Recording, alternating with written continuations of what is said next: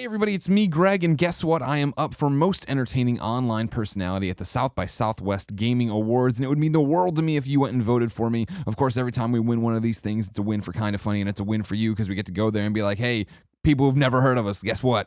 People like us, and everybody goes, who are you? And they go, maybe I want to be a best friend, or they're jerks, and they say, we'll stay away from everybody. So if you go to kindafunny.com, SXSW, and vote Greg Miller for Most Entertaining Online Personality, I would take it as a personal favor that I will never, ever be able to repay you for.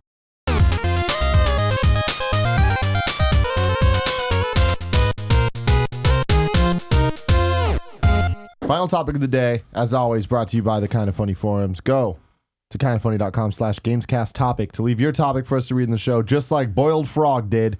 He says, we all love video games. We always talk about our favorite games, why we should play this game or that game, and why we're excited about this game's release, whatever. My question is, what do you hate about video games? Is it multiplayer-only games?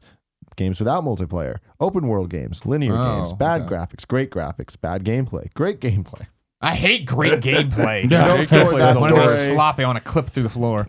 Great story, but lore is too deep. Episodic games. All right, we get it. What don't you Yeah. like about There's a couple good things there, though. I think the great story, but the lore being too deep is a daunting thing that I wouldn't necessarily think about. But getting into a game, like for someone that hasn't played a Final Fantasy and looking at Final Fantasy 15 and not knowing like what you need to know, and not that could be pretty intimidating. I mean, that's why you see games like Witcher when it came out, right? It started downplaying its 3, right? It was Witcher Wild Hunt, even though they had the 3 behind it, but they were pushing away from that so that new people would be like, oh, cool. I can jump in and play this. Yeah. Same thing like Infamous Second Son, right? Let's start dropping numbers. Let's start things new, start things fresh, get people in there.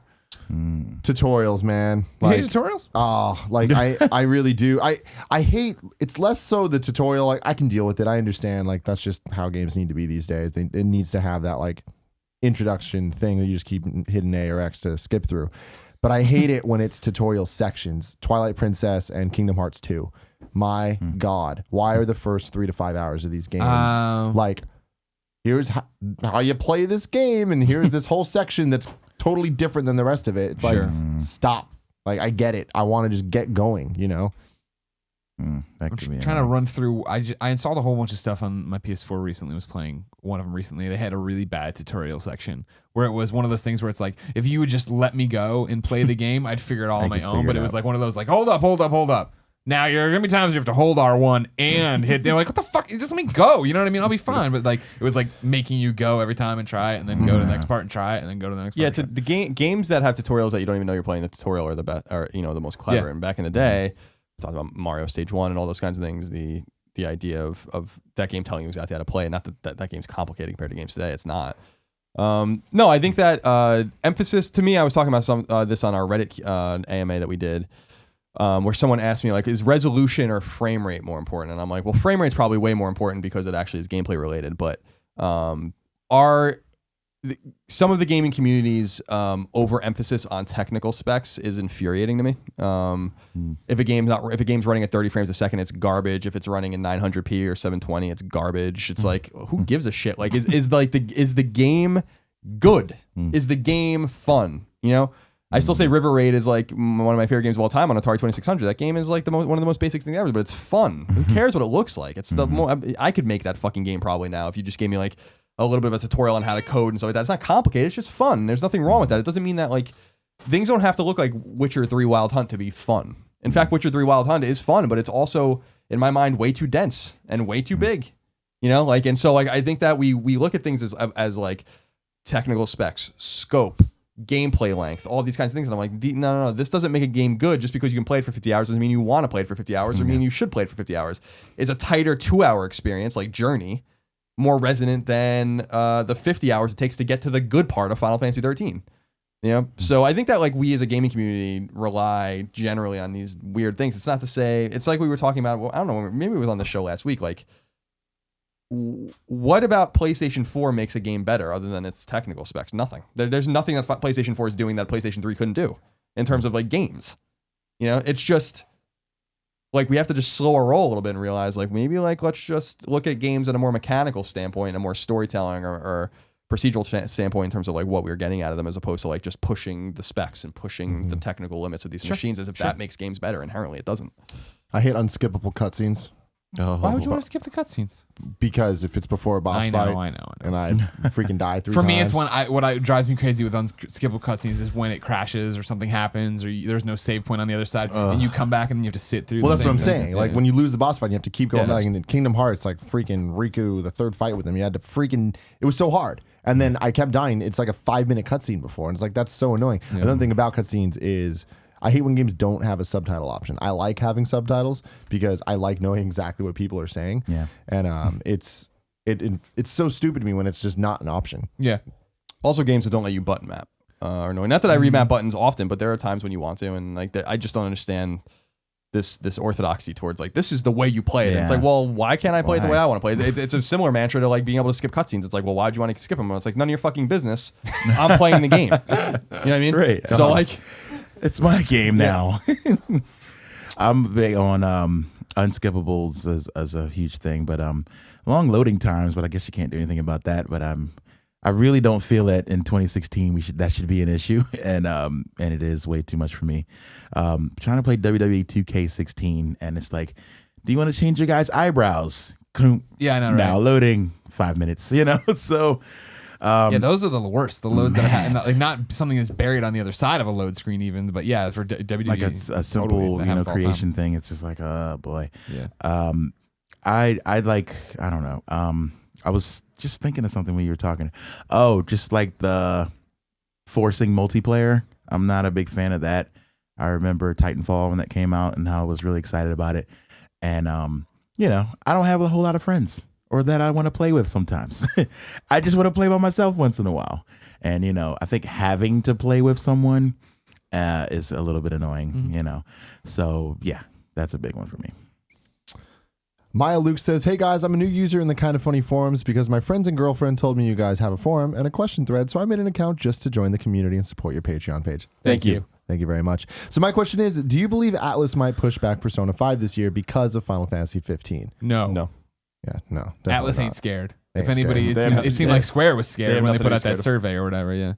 I don't think they have anything to be scared of. That game will drop. Maybe it doesn't come out here. I just can't imagine No that. way. It'll come out in Japan though. It'll come out. For sure. Yeah, my theory, and it might be crazy, is that Persona will probably outsell Final Fantasy, at least in Japan. I don't know that it will happen here necessarily, but It won't. Persona's still good for a few million in the West. Maybe not, but Persona making that kind of cosmic jump, that quantum leap, as it were, from 3 to 4 to 5, where it's really relevant now. Yeah.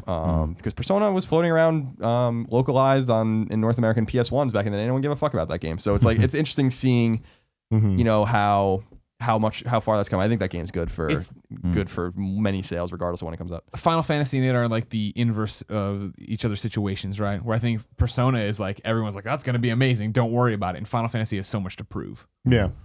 But it's still going to sell. That's the Yeah, thing. oh yeah, it'll sell. no, Yeah. no. Azrael26 says, hey guys, what do you think Amy Hennig's Star Wars game will be? Narrative driven, Yeah, third linear. person. It'll be like Uncharted in the Star Wars universe, which I can't wait for. Yeah, that is excellent. The Almighty Foofy. That's a good Great name. Nice. Rumors are saying that Namco is going to be launching the NX with Smash Bros. My question is, do you think this will be a Game of the Year port of Smash 4 with all the DLC included, a brand new Smash, or a release of Smash 4 with all the DLC plus maybe 1 or 2 new exclusive characters in the NX version? And is it smart for Nintendo to jump right out with Smash Bros? Yes, it's smart.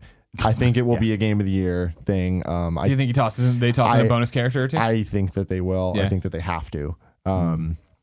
And I'm very excited that this is a thing because I want this game to just keep going. They've been doing so great. They so put far. so much into the it. That's what we're DLC's talking coming about, out right? today. Yeah. Very excited to play with some Bayonetta. Yeah. But it's I think that's it has to happen. It's one of those things that I'm like, it's too good to be true. Nintendo wouldn't do that. Yeah. But we've seen so much rumors now that point towards it that I think it is undeniably happening.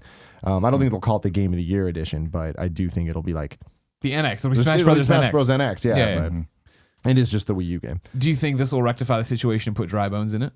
Probably not. And do you think it'll be a Mario Golf launch at NX? Entirely not. This is a lot of bullshit. Yeah, no, those You're things will feeding not. me a lot of bullshit those will about the not NX happen. right now. Let's see. You know what? We're just gonna call it there. Okay, good. Yeah. Everybody go buy Mario Golf World Tour on your 3DS. It's amazing. If you have the means, go get Toadstool Tour as well. Mario Golf is endorsed by us. Mega Ran, thank you so much for being here. Oh man, thank you guys for Where having can me. people find you, all of your stuff? Oh man, well, Mega Ran Music is pretty simple. It's got all my music on there right now.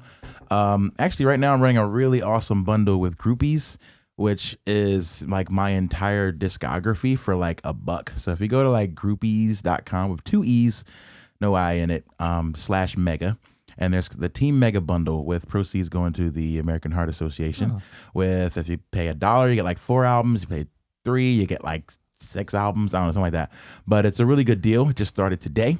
So you can grab everything for a really good price and help out a great cause.